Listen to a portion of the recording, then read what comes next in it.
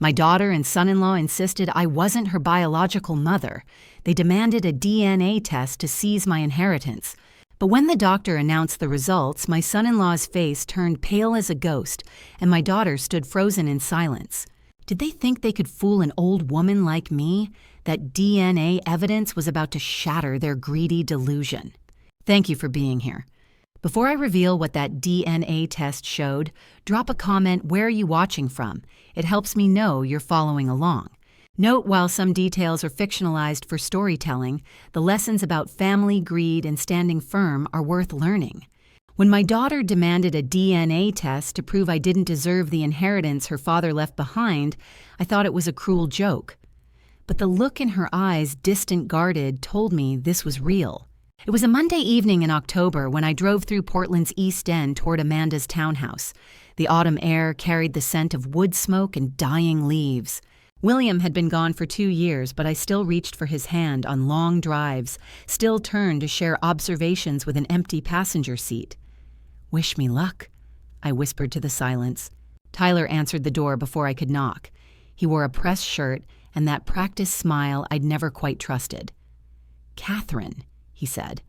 Not Mom as he'd called me in the early years, just Catherine, formal and cold. "Come in. We've been expecting you." Amanda appeared behind him and my heart squeezed. My daughter, 39, a high school teacher with William's thoughtful eyes and a gentle soul too trusting for this world. She wouldn't meet my gaze. "Hi, Mom," she said softly. The dining room table was set for 3. A roasted chicken sat in the center, surrounded by vegetables. Everything appeared normal. Everything felt wrong. We made small talk as we ate. The weather, Amanda's students, the foundation I'd been planning in William's name. But tension hung over the table like a storm cloud. Tyler set down his fork with deliberate precision. "Catherine, we need to discuss something important." I weighted my water glass steady in my hand despite my racing pulse. "With William's estate still in probate," he continued, "we need certainty about the legal aspects of the inheritance. We need a DNA test to confirm everything is legally clear." The room tilted. A DNA test. My daughter was asking me to prove our bond was real. "Amanda," I managed, "why would you ask such a thing?" Tyler leaned forward. "It's nothing personal, Catherine, but there have been questions, discrepancies in the family records. We just want proper documentation for everyone's protection." I turned to my daughter. "Do you believe this?" Amanda's face crumpled slightly, but Tyler's hand found hers. "Mom, it's just a formality. You shouldn't be afraid if there's nothing to hide. Tyler says any legitimate parent would want to settle this." Tyler says. When had my daughter started letting her husband's voice replace her own? Tyler produced a document from beneath his napkin. He'd had it ready all along. A consent form for DNA testing already filled out except for my signature. "Sign this by Friday." He said, the warmth gone entirely. "Otherwise, we'll have to assume you're hiding something that disqualifies you from William's estate." Something about Tyler nagged at my memory, the set of his jaw, the way his eyes went flat when he thought he'd won. Had I seen that look before?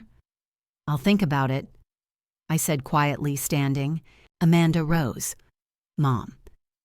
"It's all right, sweetheart." I kissed her cheek, even though she'd just asked me to prove I had the right to call her that.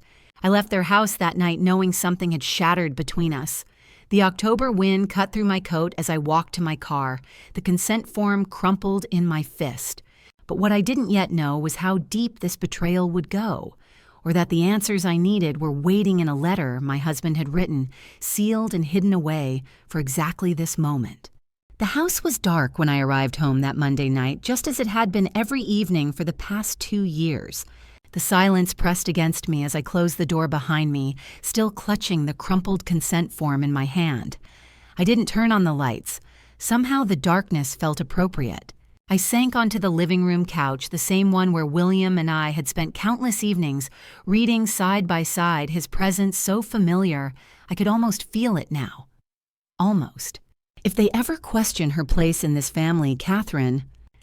His voice echoed in my memory, not from weeks ago, but from that last lucid conversation we'd had 3 days before the cancer finally claimed him. I'd been adjusting his pillows, trying to make him comfortable when his hand had gripped mine with surprising strength. "Promise me you'll remember," he'd said, his gray eyes urgent despite the morphine haze. "If they ever make you doubt, if anyone tries to suggest Amanda isn't ours, there are things I've prepared. You'll know when the time comes." I'd promised, not understanding then what he meant. I understood now. My feet carried me upstairs to our bedroom, my bedroom now, though I still couldn't think of it that way. The mahogany keepsake box sat on William's dresser, exactly where I'd left it after the funeral. I'd avoided opening it for 2 years, unable to face the flood of memories inside. Tonight I had no choice. Inside, beneath the folded flag from his military service and the watch his father had given him, I found a cream-colored envelope. My breath caught. The paper was heavier than ordinary stationery, and William's distinctive angular handwriting covered the front in dark blue ink. The words stopped me cold. "Only open if they question whether Amanda is truly your daughter." My fingers trembled as I traced the letters. He'd known. Somehow William had known this day would come. The envelope was sealed with red wax pressed with his signet ring, the one that now sat in Amanda's jewelry box, a gift he'd given her on her 30th birthday. I held the letter to my chest, tears finally spilling over.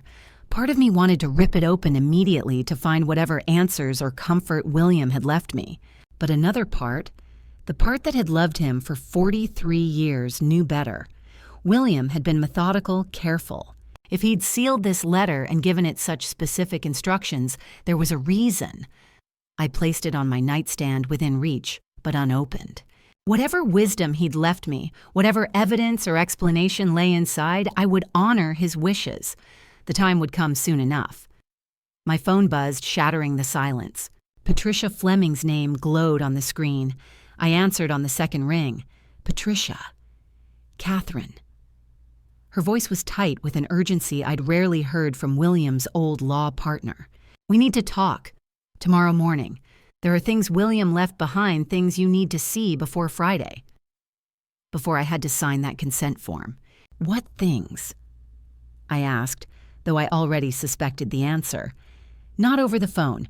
Come to my office at 9. And Catherine..." She paused, and I could hear papers rustling in the background. "Bring that envelope you found. The one with the red wax seal. William told me about it 2 years ago, and I think we're going to need it. Tuesday morning, 9 a.m. Patricia's office overlooked Casco Bay, but I couldn't spare the view a second glance. My focus was entirely on the woman sitting across from me and the thick folder she'd just placed on the mahogany desk between us. "You look exhausted," Patricia said gently.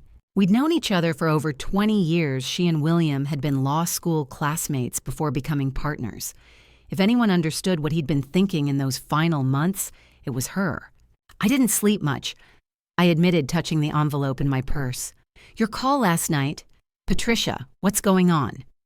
She leaned forward, her expression grave. "William knew this was coming, Catherine.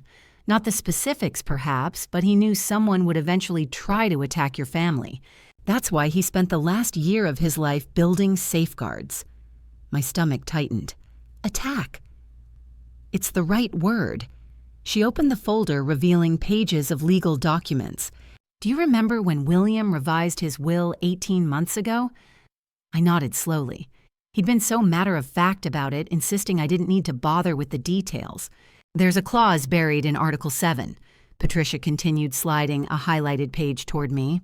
"Any heir who demands DNA testing to challenge another family member's legitimacy will immediately forfeit all inheritance rights." The words swam before my eyes. He set a trap.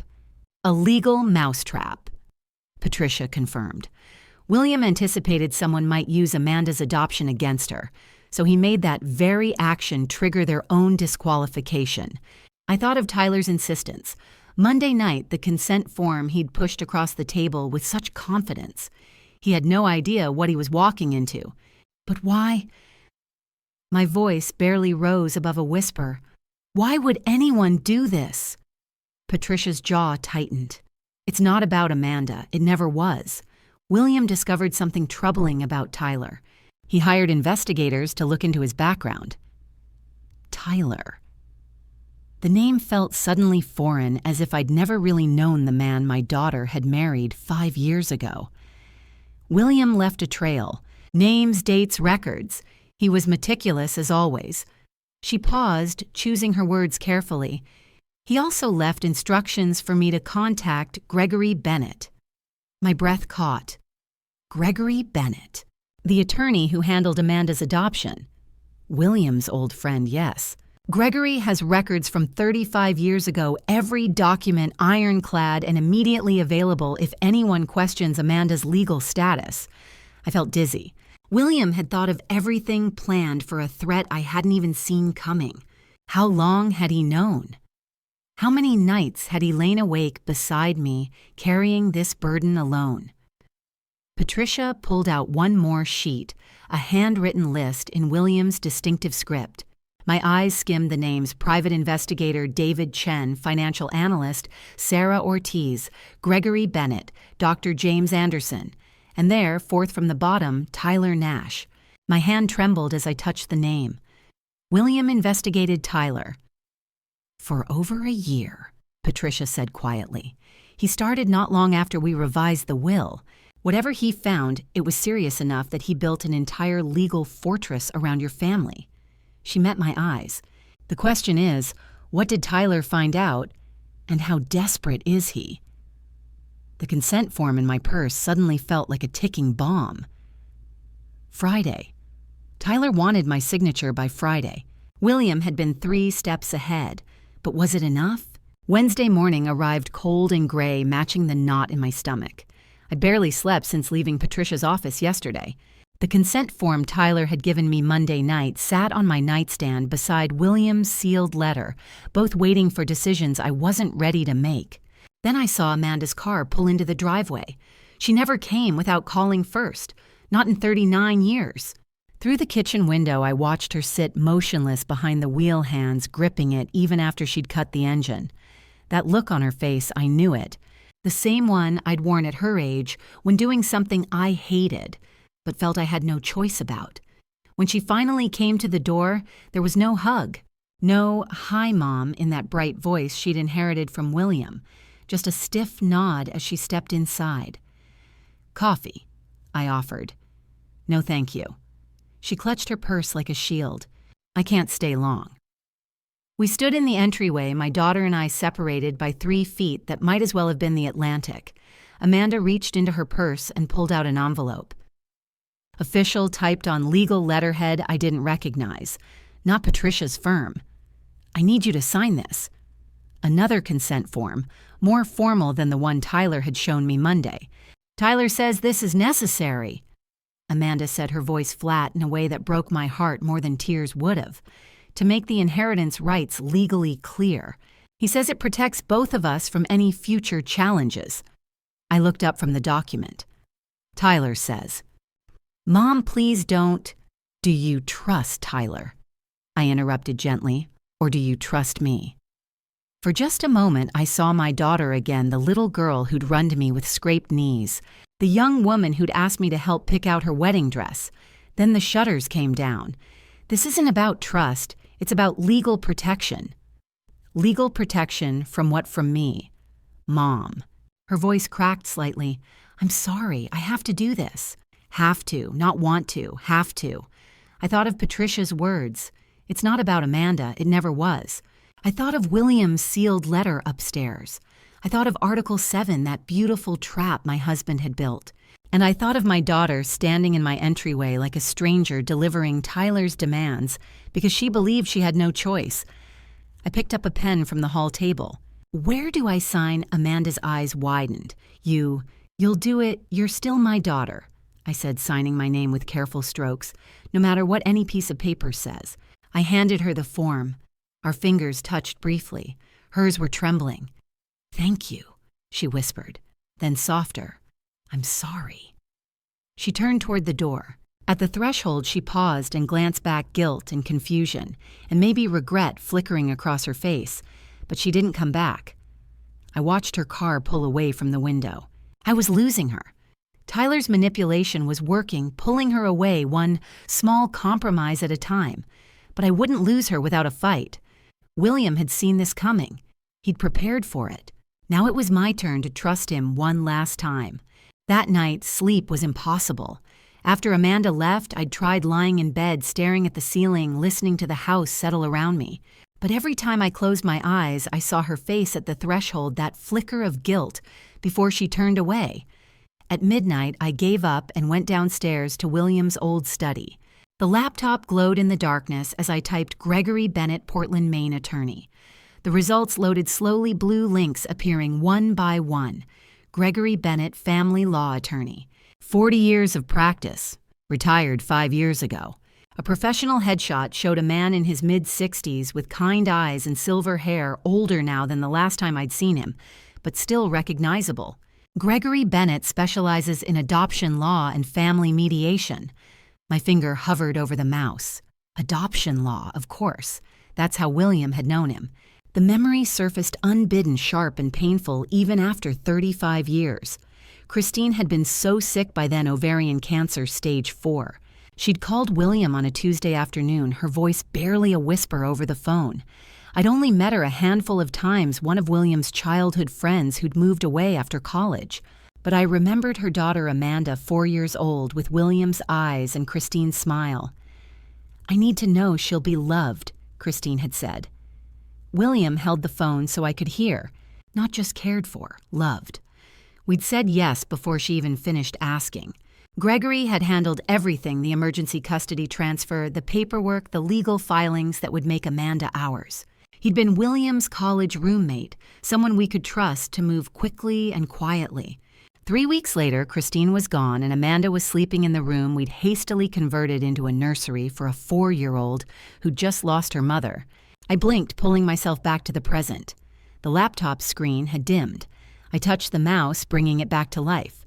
There were no scandalous articles, no criminal records, no mysterious gaps in Gregory's career, just a straightforward professional biography and a note that he was enjoying retirement in Cape Elizabeth, 20 minutes from here. I leaned back in William's chair, my chair now, though I still couldn't quite think of it that way. Patricia had mentioned Gregory yesterday. William had left instructions to contact him. And Tyler, according to Patricia, had been digging into the past. What had Tyler found? What had he been looking for? The adoption had been legal. Emergency circumstances, yes, but everything documented and filed properly. Christine had signed the papers. William and I had been vetted. Amanda's birth father had never been in the picture. Christine had made that clear. There were no dark secrets here, just a dying woman's final act of love for her daughter. So why had William felt the need to prepare for this? Why the elaborate safeguards, the sealed letter, Article 7? Because he'd known someone would twist it. Someone would take a story of love and sacrifice and try to turn it into doubt. Someone like Tyler. I closed the laptop and sat in the darkness. The consent form I'd signed this morning was probably already at some lab being processed. The DNA test would happen. Friday morning, Patricia had texted me the appointment details while I was searching for Gregory. 2 days from now, Tyler would have his proof. Proof that Amanda and I shared no biological connection. But William had been ready for that moment. He'd spent a year preparing for it. Now I had to be ready too. Friday morning, 2 days after I'd signed the consent form, the Portland Genetics Center was a sleek building of glass and steel on Congress Street. I pushed through the revolving door into a waiting room that smelled of disinfectant and cold efficiency. Gray chairs in perfect rows, a fish tank bubbling in the corner, morning light streaming through floor-to-ceiling windows. They were already there. Tyler stood near the reception desk in a charcoal suit phone in hand. Amanda sat staring at nothing, hands folded in her lap. My daughter didn't look up when I entered, but Tyler did. He straightened, slipping his phone away. Catherine, right on time. Something cold flickered in his eyes, satisfaction, maybe triumph. Amanda finally glanced up, her eyes red-rimmed but dry. No greeting, no acknowledgement beyond that brief, pained look. Tyler stepped forward, extending his hand. "Thank you for being reasonable about this." His grip was firm, professional. I forced myself to meet his eyes, to shake his hand like a civilized person. And that's when I saw it. The scar. Small, barely noticeable, a thin white line just above his left eyebrow disappearing into his hairline. My breath caught. 25 years ago, Deering High School Gymnasium, a gangly 18-year-old with a split forehead, blood dripping into his eyes. He'd slipped during basketball practice, hit the bleachers hard. I'd cleaned the wound, applied butterfly bandages, told him he'd have a cool scar to show for it. Tyler Nash. One of my students' poor family anger issues, always on the edge of expulsion. I'd vouched for him, bought him lunch, wrote recommendation letters. I'd introduced him to William at a school fundraiser, hoping a positive role model might help. And now, he was here forcing me to prove my daughter belonged to me. Catherine. Tyler's voice pulled me back. Are you all right? I was still holding his hand, staring at that tiny scar. I released him, forcing my expression neutral. I'm fine, ready to get this over with. His eyes narrowed slightly, studying me. Did he recognize me too? If he did, it didn't show. Mrs. Monroe. A woman in scrubs appeared Janet Coleman according to her name tag. Dr. Anderson is ready for you. The examination room was even more sterile. White walls, metal cabinets, a padded table with crinkling paper. Dr. Anderson was calm and efficient, explaining the procedure in a voice designed to soothe. Just a cheek swab, quick and painless. Results in 72 hours. The cotton swab was rough against the inside of my cheek. Amanda would go next, then Tyler as witness. Everything documented and official. 72 hours. 3 days until Tyler had his proof that Amanda and I shared no biological markers. But William had prepared for this moment. Patricia had Article 7 ready, and now I had something Tyler didn't know I possessed. I knew exactly who he was. The boy I'd saved. The one I'd helped and believed in and introduced to my family. He'd used my own kindness to worm his way into our lives. He'd married my daughter, waited for William to die, and now he was trying to steal everything we'd built. As Janet sealed my sample in a labeled vial, the shock crystallized into something harder. Determination. Tyler thought he was 3 steps ahead. He thought he understood the game he was playing. But he'd made one critical mistake. He'd underestimated me. I would find out exactly who Tyler Nash had become in the 25 years since I'd bandaged his forehead and believed in his potential. And I would expose him for what he was doing to my family. Friday evening, an hour after Patricia's text, I met her at the office as Old Port came alive with evening lights, restaurants glowing against the October chill couples, strolling past boutiques. My world was crumbling and life just continued around me. Patricia was waiting, desk lamp casting shadows across her exhausted face. Sit down. Not a request. She knew I'd need to be sitting. She slid a manila folder across the desk. Bank statements, pages of them, highlighted in yellow amounts, circled in red. William's business account, Patricia said quietly.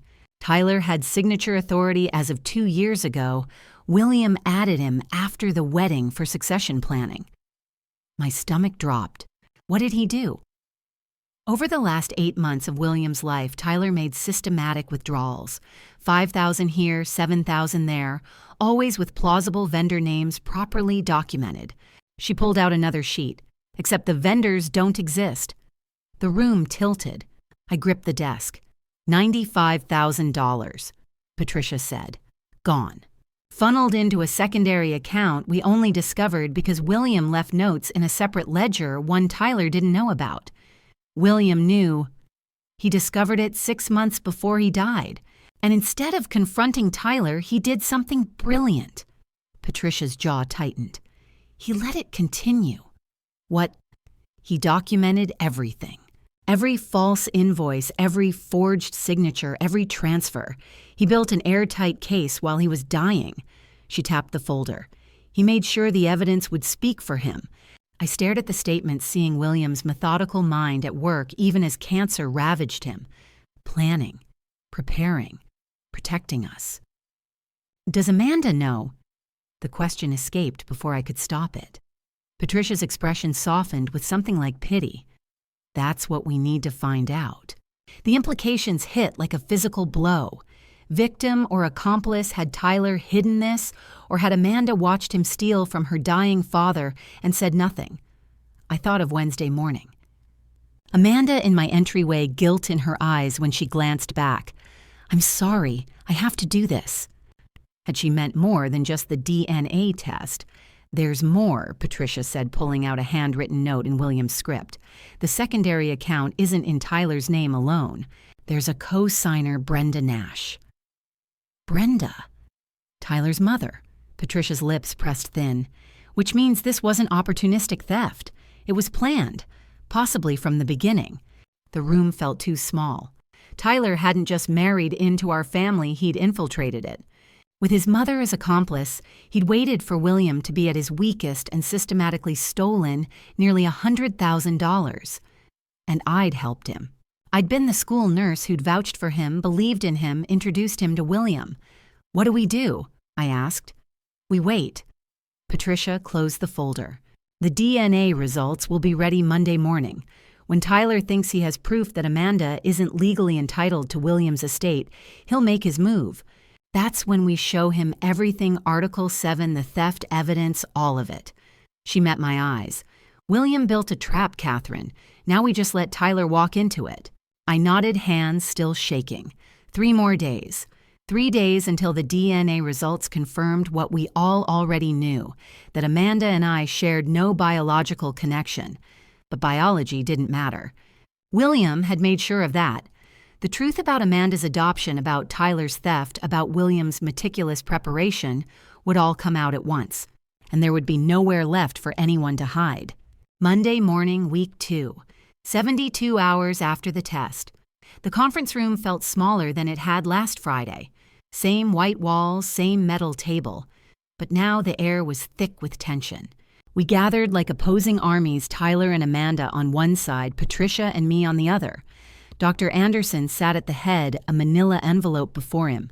"I have the DNA test results," he said, his professional calm barely masking discomfort.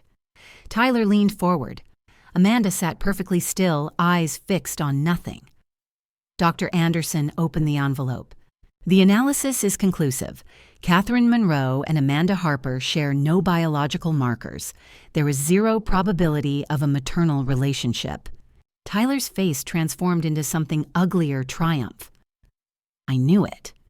He turned to me. "You're not her biological mother. You never were."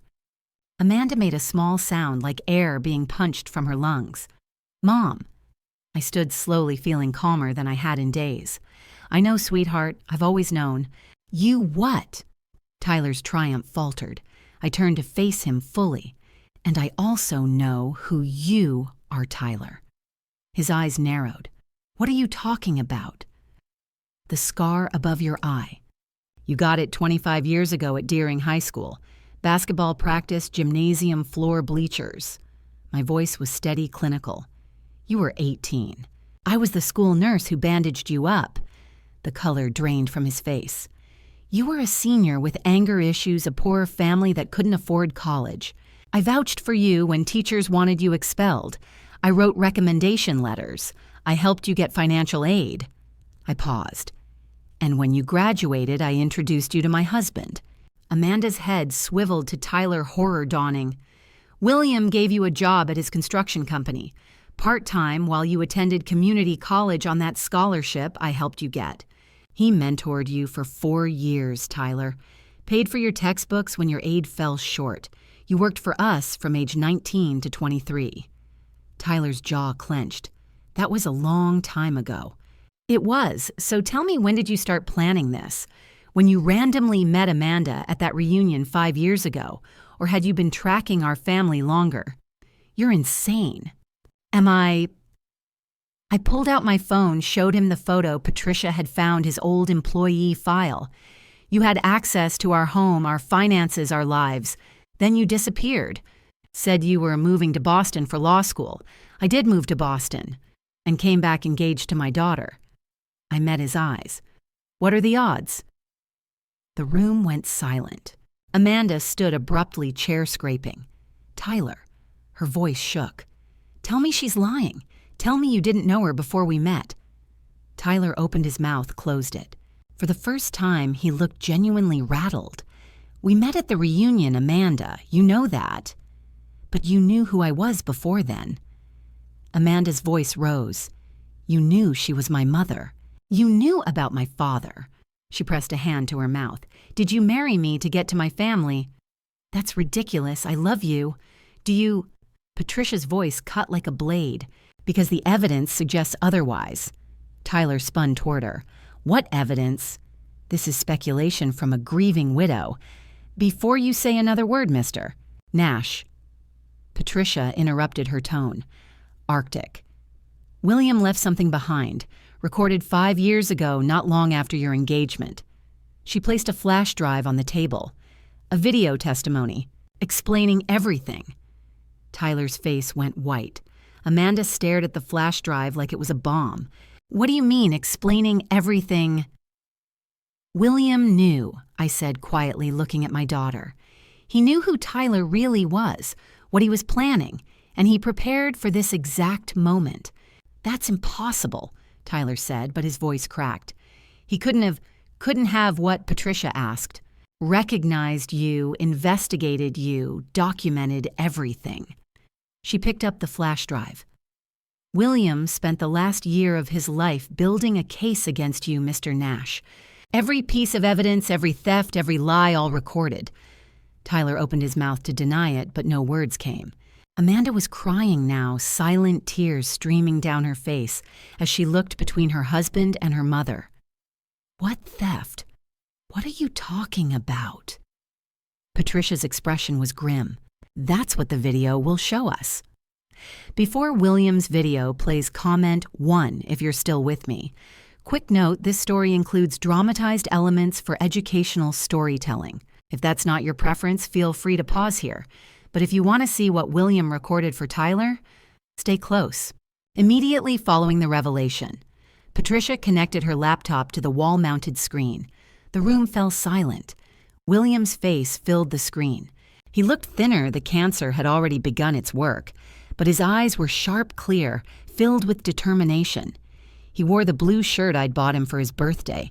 "If you're watching this," William began, his voice slightly hoarse but steady, "then someone has challenged Amanda's place in our family. Someone has demanded a DNA test." He paused, a sad smile crossing his face. "They're right. Amanda isn't biologically ours, but that fact is irrelevant." Amanda made a soft sound. I reached for her hand, but she pulled away. "Amanda, sweetheart." William continued as if he could see her. "Your mother, Christine, was one of my oldest friends. When she was dying, she asked us to raise you, not as guardians, as parents. We chose you, baby girl." Tears streamed down Amanda's face. The adoption was legal and complete. Every document filed, every requirement met.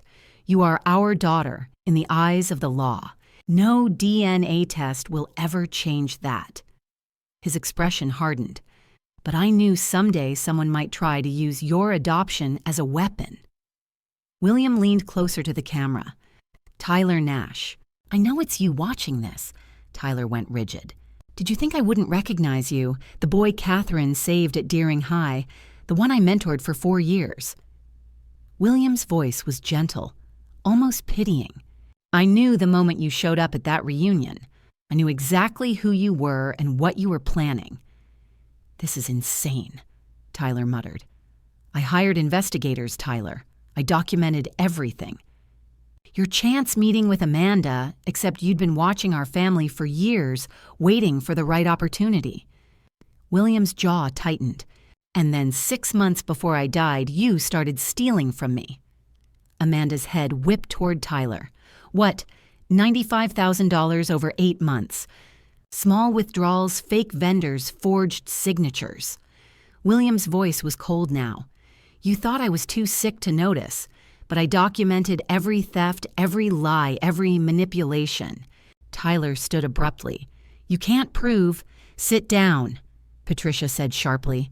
William continued as if anticipating the interruption. "I could have stopped you immediately. I could have had you arrested, prosecuted, destroyed. But I wanted something better than revenge. I wanted to protect my family even after I was gone. My vision blurred with tears. So I built a trap, Tyler. Article 7 of my will states that anyone who challenges Amanda's legitimacy immediately forfeits their own claim to family assets. William smiled. You played right into it. The moment you pushed for that DNA test, you disqualified yourself from everything.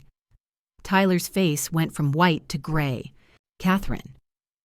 William's voice gentled, speaking directly to me across 2 years and a grave. I know you're blaming yourself, thinking you brought Tyler into our lives. You saw a boy who needed help and you helped him. That's who you are. That's why I loved you. Don't let his choices taint your compassion. I pressed my hand over my mouth, unable to hold back a sob. Amanda, sweetheart, trust your mother. She's stronger than Tyler ever imagined. William's eyes were fierce. And remember, family isn't about blood. It's about choice. We chose you. Every day we chose you. Nothing will ever change that. The screen went black. For a long moment, no one moved. Amanda sat, frozen tears streaming silently. Tyler stared at the blank screen like it had betrayed him. Then Tyler lunged toward the door. Patricia's voice stopped him cold. Sit down, Mr. Nash. We're not finished yet. He froze, hand on the doorknob, breathing hard. That video was recorded 5 years ago, Patricia said, standing slowly. But William's preparations didn't stop there. He spent his final year gathering evidence. Every forged signature, every fake invoice, every dollar you stole, it's all documented. And it's all been submitted to the Cumberland County District Attorney's Office. Tyler's hand dropped from the door. You're not walking out of here, Mr. Nash. You're walking into a courtroom. The silence after William's video felt like a held breath. Patricia opened a thick folder on the table, spreading documents across the surface. This is what William spent his final year compiling.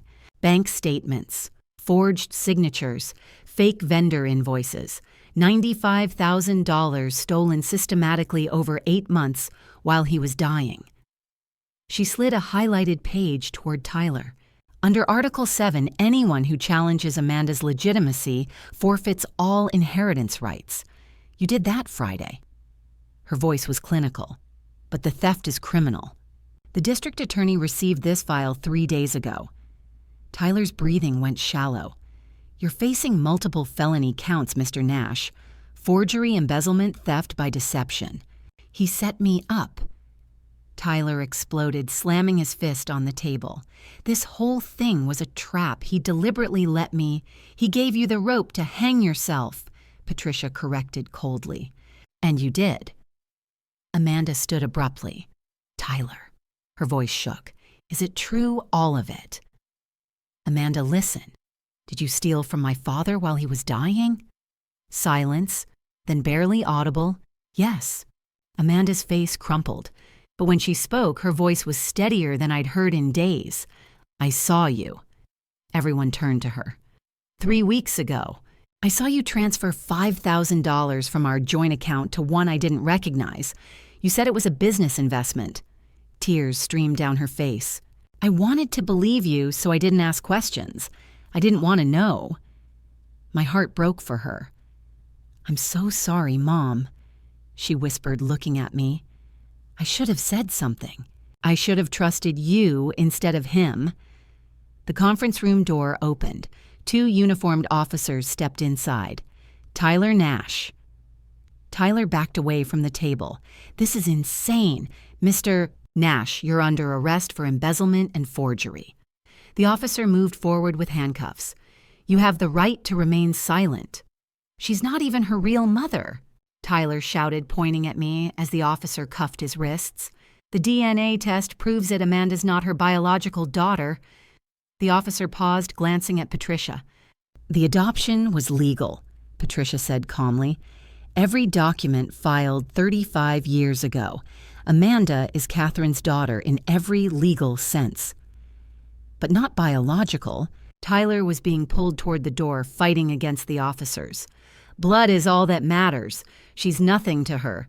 That's where you're wrong. My voice cut through his tirade. I stood, meeting his wild eyes with perfect calm. I am the mother who rocked her through nightmares, who taught her to ride a bike, who sat beside her hospital bed when she had pneumonia at 7. My voice caught, but I pushed through. I am the mother who helped her pick out a wedding dress and welcomed you into our family because she loved you. Tyler's face twisted with rage and defeat. Blood doesn't make family, Tyler. Choice does. Love does.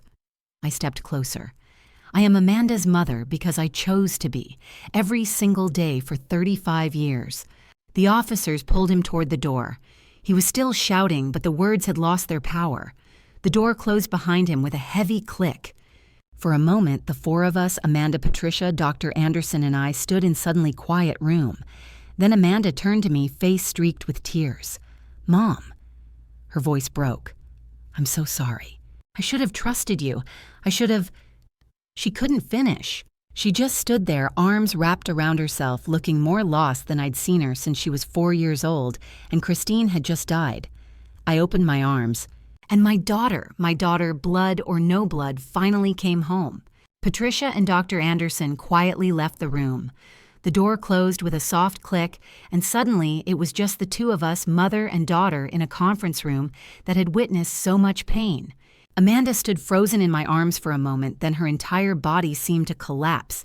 She buried her face in my shoulder and wept deep, wrenching sobs that shook us both. "I'm so sorry," she gasped between breaths. "Mom, I'm so sorry. I was so weak. I let him blind me." "Shh." I stroked her hair the way I had when she was small and the nightmares came. "I know, sweetheart. I know. I saw the money. I saw him take it, and I told myself it was nothing, that I was being paranoid, that he loved me." Her voice broke. "How could I be so stupid?" "You weren't stupid. You were scared." I pulled back just enough to look at her face to wipe the tears from her cheeks. Fear makes us do things we'd never do otherwise. It makes us doubt what we know is true. It makes us choose silence when we should speak. But I should have trusted you. I should have known. "Amanda." I gripped her shoulders gently. "You made a mistake. You're human. And now you have to learn from it." She nodded, still crying but listening. "You have to learn to be stronger, to trust your instincts, to speak up even when it's hard, even when you're afraid of what you might lose." I brushed a strand of hair from her face.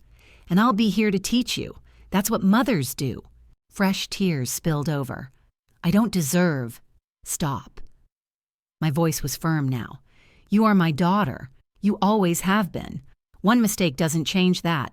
Nothing changes that." We stood there for a long moment, holding each other in the sterile conference room, and slowly Amanda's breathing steadied. "Why didn't you tell me?" she asked. Finally, her voice small. "About the adoption. About Christine. Why did you keep it secret?" I'd known this question would come. William and I had discussed it years ago, decided together what we'd say if Amanda ever asked. "Because you didn't need to know," I said simply. "You were 4 years old when Christine died. You didn't remember her. And you were our daughter, Amanda, in every way that mattered. We didn't want you to feel different or less than, or like you had to prove you belonged. You just belonged. But the truth is that we chose you. Every single day from the moment Christine asked us to raise you, we chose you." I took her hands in mine.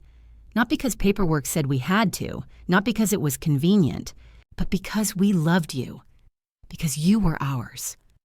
Amanda's fingers tightened around mine. "I wish Dad were here." "So do I." My throat tightened. But he prepared for this, sweetheart. He saw it coming and he made sure we'd be protected. He made sure you'd be protected. From Tyler. Her voice hardened slightly at the name. "From anyone who would try to hurt you." I squeezed her hands. "That's what love is, Amanda. It's not just holding someone close. It's standing between them and the world when the world turns ugly." We left the genetics center together, stepping into the cold October air of Congress Street. The afternoon sun was bright, casting long shadows across the sidewalk. People walked past us, businessmen checking phones, mothers pushing strollers, couples laughing over coffee, all of them living their ordinary lives, unaware that ours had just been torn apart and stitched back together. Amanda linked her arm through mine the way she used to when she was young, and for the first time in weeks, maybe months, I took a deep, full breath. The air was cold and clean, and it filled my lungs completely. We were going to be okay. That evening, Patricia came by with one last envelope. "William left instructions," she said quietly at my doorway. This one was to be delivered after everything was resolved. The envelope was the same cream-colored paper, but without a red wax seal. Just my name in William's handwriting, and beneath it, "For after the storm." I waited until she left before opening it. "My dearest Kat, if you're reading this, then the plan worked. Tyler's exposed Amanda knows the truth, and you're both still standing. I knew you would be. By now you've probably blamed yourself 100 times for bringing Tyler into our lives. Stop it. You saw a boy who needed help, and you helped him. That's who you are. That's who I fell in love with. Now I need you to do something for me. Use what I left behind to build something good. A foundation focused on protecting elderly people from financial abuse. Something that educates families, provides legal resources, helps victims fight back. Call it Eleanor's Shield, maybe, after the woman I loved more than life itself. Patricia can help set it up. I've already discussed it with her. There's money set aside specifically for this. And Kat, I know you're planning to bury yourself in grief and duty. Don't. You're 65, not 95. You have years ahead of you, good years. Diane Foster has been asking about you, hasn't she? That kind woman from down the street who brought casseroles and sat with you through the worst nights. She cares about you, Kat. Let her in. Not as a replacement for what we had, but as a friend, as company. You deserve to laugh again, to have coffee with someone who makes you smile, to live, not just survive. I'll always be with you in the memories we made, in the daughter we raised, in the life we built together. But I'm gone, my love, and you're still here. Live for both of us now. I love you. I've loved you since the day we met, and I'll love you beyond whatever comes next. Thank you for 43 beautiful years. Yours always, William. I pressed the letter to my chest and cried not desperate sobs, but something softer, something that felt like healing. William's final gift wasn't just protection or justice. It was permission. Permission to move forward. Permission to build something new. Permission to live. I folded the letter carefully and placed it beside the first one in the keepsake box. Tomorrow I'd call Patricia about the foundation. I'd start turning William's idea into reality, creating something that would help other families avoid what we'd been through. Tonight I'd let myself feel the loss, the weight of 2 years without him, the ache of knowing I'd never hear his voice again. And then when morning came, I'd begin again. 8 weeks later, I sat in Cumberland County Courthouse. The courtroom was all dark wood and high ceilings, the kind of place designed to remind people that justice was serious business. Amanda sat beside me, Patricia, on my other side. Across the aisle, Tyler and his mother, Brenda Nash, sat with their public defenders, both looking smaller than I remembered. The evidence was overwhelming. Bank statements, forged signatures, William's meticulous documentation, all laid out in neat folders for the judge and jury. Patricia had done her job well. Amanda was called to testify on the third day. She walked to the stand with her head high, though I could see her hands trembling as she was sworn in. The prosecutor was gentle but thorough. Yes, she'd seen Tyler transfer money. Yes, she'd stayed silent. Yes, she understood now that her silence had enabled the theft to continue. "I was afraid," she said, her voice steady despite the tears on her cheeks. "Afraid of losing my husband, afraid of the truth. I made the wrong choice, and I have to live with that." Judge Rachel Stevens leaned forward. "Ms. Harper, your testimony today shows remorse and accountability. While your silence was deeply troubling, the prosecution has determined that you were not an active participant in the theft. You will not face criminal charges. But let this be a lesson. Silence in the face of wrongdoing makes us complicit." Amanda nodded, unable to speak. When it was my turn, I read the victim impact statement Patricia had helped me prepare. William Monroe spent his final year protecting his family from a predator he'd once tried to help. He documented every theft, every lie, every manipulation, not out of vengeance, but out of love. I looked directly at Tyler. You took his money. You tried to take his daughter.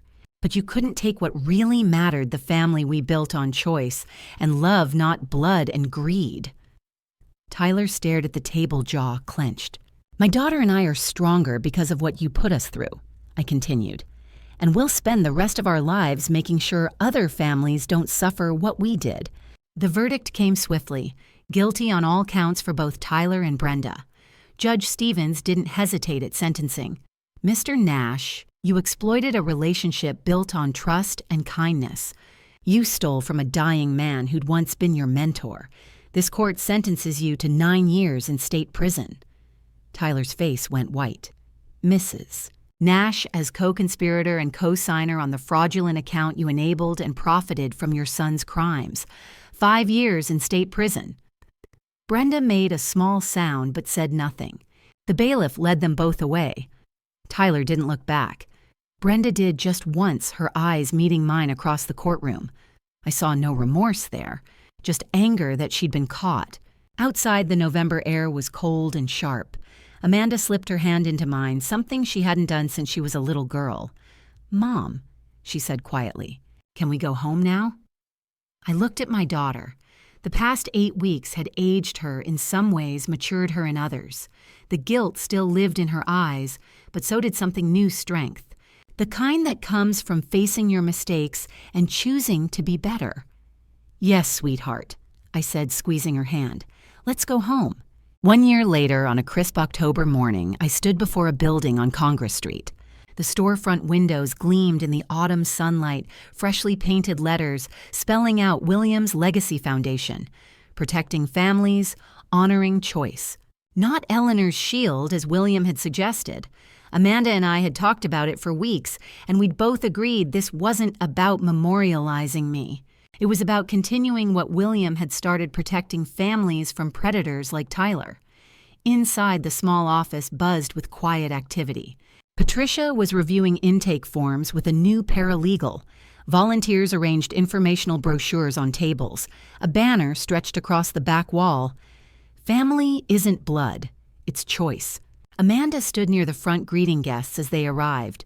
She wore a navy dress and her grandmother's pearls, the ones William's mother had given her on her 16th birthday. She looked confident, poised. Nothing like the broken woman who'd stood in that genetics center conference room a year ago. Diane appeared at my elbow with 2 cups of coffee. "Nervous?" she asked, her kind eyes crinkling at the corners. "Terrified," I admitted, accepting the cup gratefully. Over the past year, Diane had become what William hoped she would, a friend, a companion, someone who understood grief but refused to let me drown in it. We had coffee most mornings now. She made me laugh. She listened when I needed to talk about William. She never tried to replace what I'd lost, just offered something new. "You're going to be wonderful," Diane said, squeezing my hand briefly before melting back into the small crowd. Patricia called for attention, and the room quieted. "Thank you all for coming," she began. "A year ago, a good man's final wish was carried out. William Monroe wanted to create something that would protect families from financial predators, that would honor the truth, that family is built on love and choice, not DNA." She gestured to Amanda. "Today, that vision becomes reality. Amanda, would you like to say a few words?" My daughter stepped forward. For a moment, I saw her as she'd been at 4 years old, small, scared, grieving her mother, Christine. Then I saw her as she was now, strong, purposeful, healing. My father spent his last year protecting me from someone who wanted to destroy our family. Amanda said, her voice steady. "He taught us that biology doesn't define family. Choice does. Love does. Sacrifice does."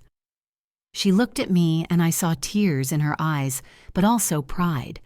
This foundation will help other families facing what we faced: financial abuse, manipulation, predators who exploit trust. We'll provide legal resources, education support. She paused, because no one should have to face those battles alone. The room erupted in applause. Amanda moved to the ribbon stretched across the doorway, holding the oversized scissors Patricia handed her. I joined her, placing my hands over hers. "Together," she whispered. "Always," I replied. We cut the ribbon together, and it fell in a silken puddle at our feet. The room cheered. Diane smiled from the corner. Patricia nodded approvingly. And in that moment, I felt it a warmth that had nothing to do with the October sun streaming through the windows. William was here. Not literally, not physically, but in the work we were doing and the daughter we'd raised and the legacy of love and protection he'd left behind. He would have been so proud. That evening, Diane and I sat in the garden William had planted with his own hands. The October air was cool but not cold, carrying the last warmth of autumn. The wooden bench beneath us, the one William had built the summer before he got sick, still held firm. Around us, his roses bloomed in defiant reds and whites, refusing to surrender to the coming frost. He knew what he was doing with these, Diane said quietly, gesturing to the roses, varieties that bloom late, that hold on longer than they should. I smiled. That was William, always planning ahead. He planned for you, too, you know. Diane turned to look at me. He knew you'd need someone after he was gone. Not to replace him, just to remind you that life keeps going. My throat tightened. He told you that. Not in so many words, but that last summer when I'd come by with casseroles and he'd insist I stay for coffee. She paused. He'd talk about you, about how strong you were, how much you'd given up to care for him. And he'd say, "Make sure Kat doesn't disappear into that empty house after I'm gone, Diane. Promise me." Tears blurred my vision. I didn't know. He loved you fiercely. Diane's hand found mine on the bench.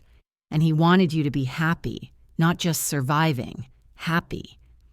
We sat in comfortable silence for a moment, watching the roses sway in the evening breeze. "Are you," Diane asked softly, "happy?"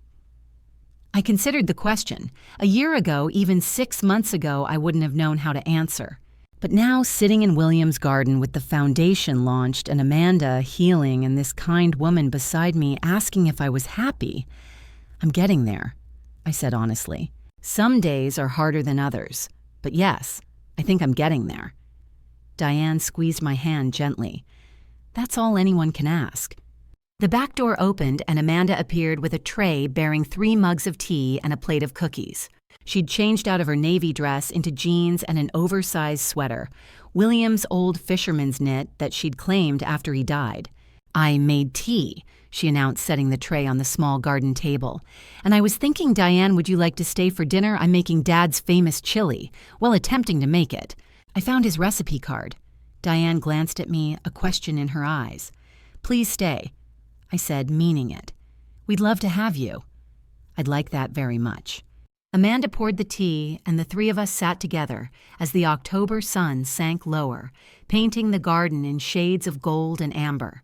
We talked about the foundation, about the families we'd already begun helping, about Amanda's plans to go back to school for a degree in social work. "I want to understand it better," Amanda explained. "How predators work, how to spot the warning signs, how to help people before it's too late." "Your father would be proud," Diane said. "He is," I corrected gently. "He is proud." Amanda smiled through sudden tears. "Yeah, he is." The roses nodded in the evening breeze, and somewhere in the house, the old grandfather clock chimed 6. 2 years ago, this garden had been a place of grief, where I'd come to feel close to William after he was gone, to cry among the flowers he'd planted. Now it was something else, a place of peace, of healing, of new beginnings growing alongside the old. Diane caught my eye and smiled.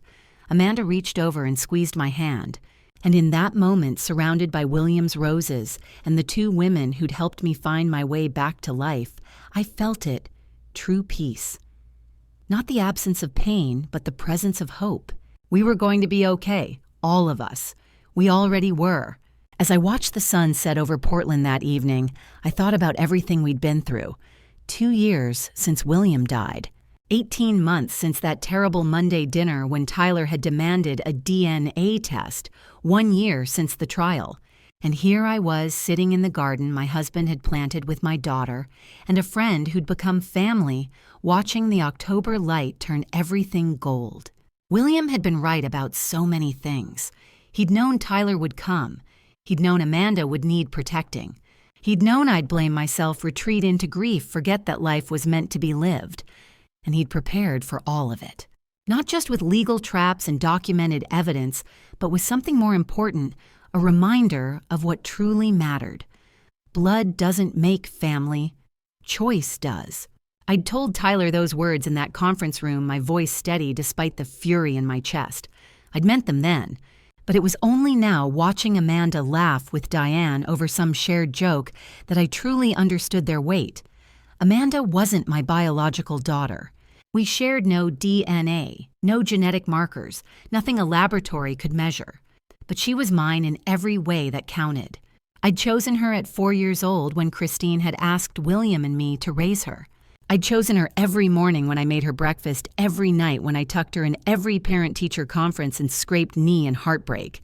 35 years of choices, 35 years of showing up, and she'd chosen me back. Even after learning the truth, even after Tyler had tried to weaponize it, she'd chosen to call me Mom, to link her arm through mine, to build the foundation with me, to testify in that courtroom not just against Tyler, but for us.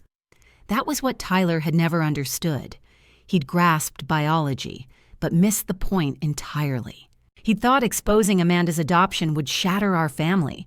Instead, it had shown us how strong we really were, how little DNA mattered against decades of love. I didn't hate Tyler anymore. The anger had cooled into something else. Not forgiveness, I wasn't sure I'd ever get there, but a kind of sad understanding. Tyler had been given so many chances. William had mentored him for 4 years. I'd vouched for him when no one else would. Amanda had loved him with her whole heart, and he'd thrown it all away for $95,000 he never got to keep. What a waste. But his loss had become our strength. The foundation was helping families every week now, people facing financial abuse, manipulation, predators, targeting the vulnerable. We were turning William's pain into something that mattered. Amanda had found her purpose protecting others the way her father had protected her. She was enrolled in social work now, learning to spot warning signs to help families before it was too late. And I had found mine living. Not just surviving, but actually living again. Diane caught my eye across the garden and smiled, holding up her empty tea mug. I nodded, and she disappeared inside to refill it, moving through my kitchen with the easy familiarity of someone who belonged. She wasn't a replacement for William.